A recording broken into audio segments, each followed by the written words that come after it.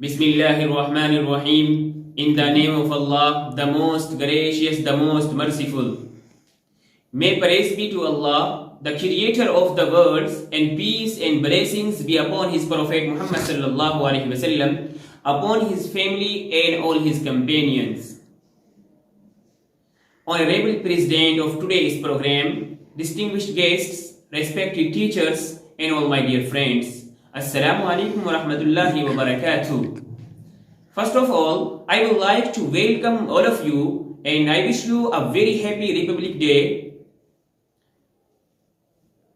As you know very well, today is Indian Republic Day and we all are gathered here to celebrate Republic Day.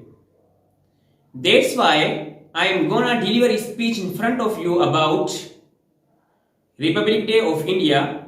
I hope you will listen my speech carefully. First of all, I will tell you about British government, that how did they come in our country, and after that I will tell you about Muslims and Indians' freedom struggle. My dear brothers and sisters, the onslaught of Europe on India started with the Portuguese pirates in 17th century, but it was heightened when the Englishmen of East India Company, disguised as established bases with an eye on India's wealth and land.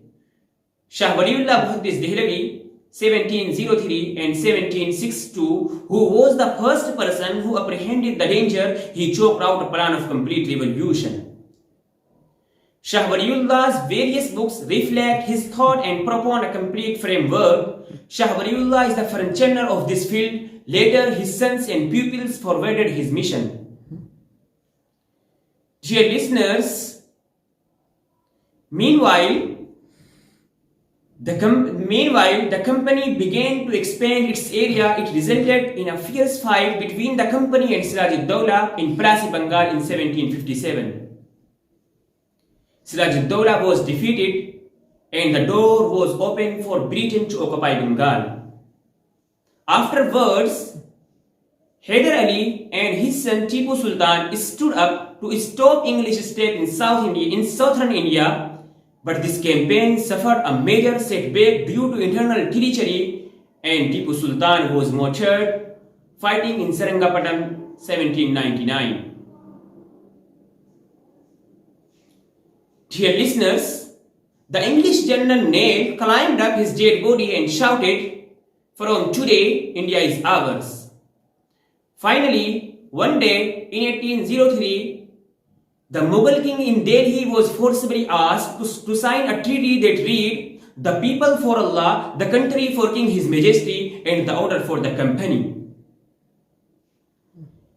My dear audience, meanwhile, Shah Abdul Aziz, 1746 and 1823, who was observing the situation very carefully, issued a fatwa saying that India has turned into a Darul Harb, namely non-Muslim country.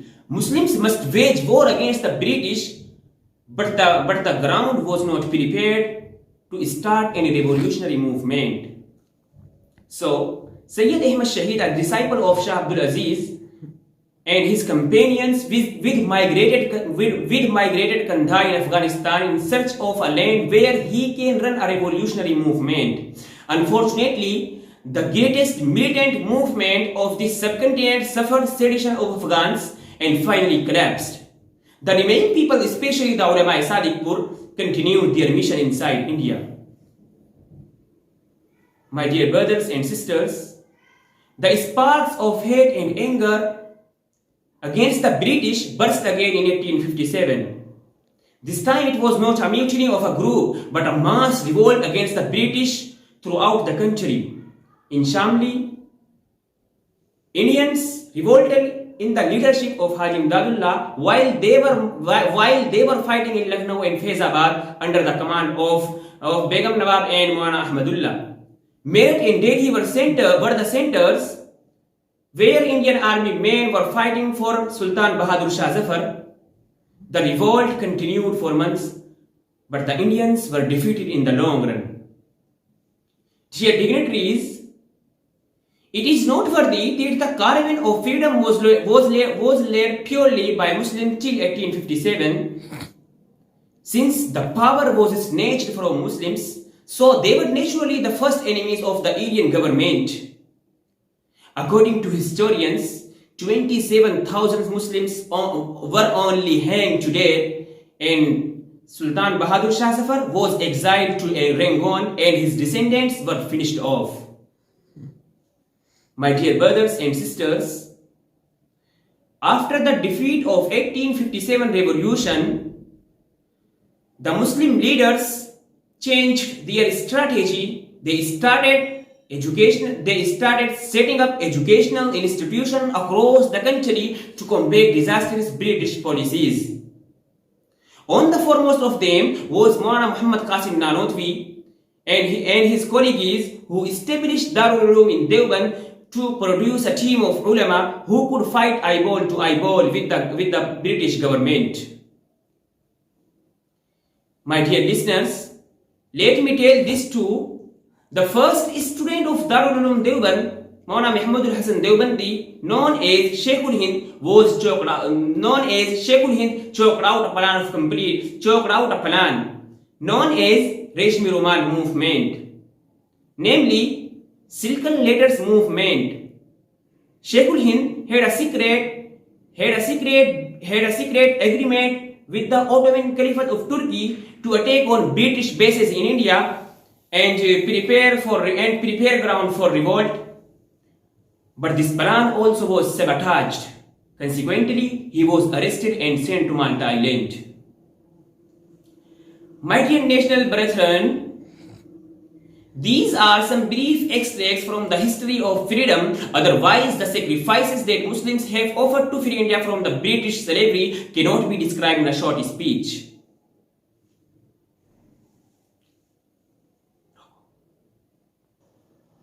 The most important thing is that Muslims were pioneers in freedom fighting, and only they carried it on till 1900.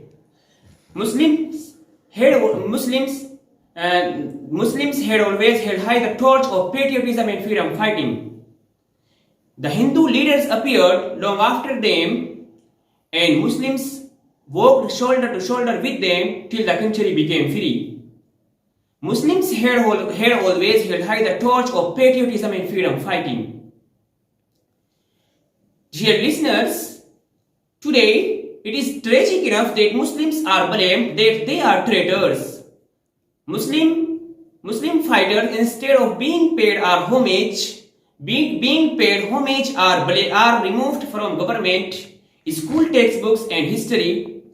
While many in Hindu community think that Muslims have got their share in the form of Pakistan, but they forget that still India has more Muslims than Pakistan or any other country in the world except Indonesia.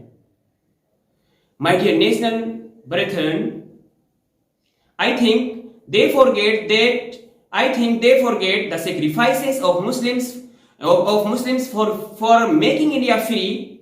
But I would like to ask them, how can they forget the fact that the first person who endorsed the fatwa against the British and said, "Today India became slave," he was not anyone but a Muslim.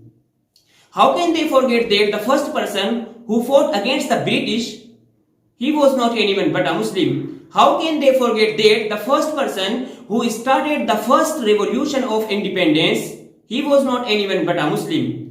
How can they forget that the first person who stood up to stop English step in South India and said, शेर की एक दिन की जिंदगी गीदड़ की 100 साल जिंदगी से बेहतर है. He was not anyone but a Muslim. How can they forget that the first person who said, खिलौना समझकर न बर्बाद करना कि हम भी किसी के बनाए हुए हैं, फिरंगी की फौजों में हुर्मत के फतवे सरेआम चढ़कर भी गाए हुए हैं.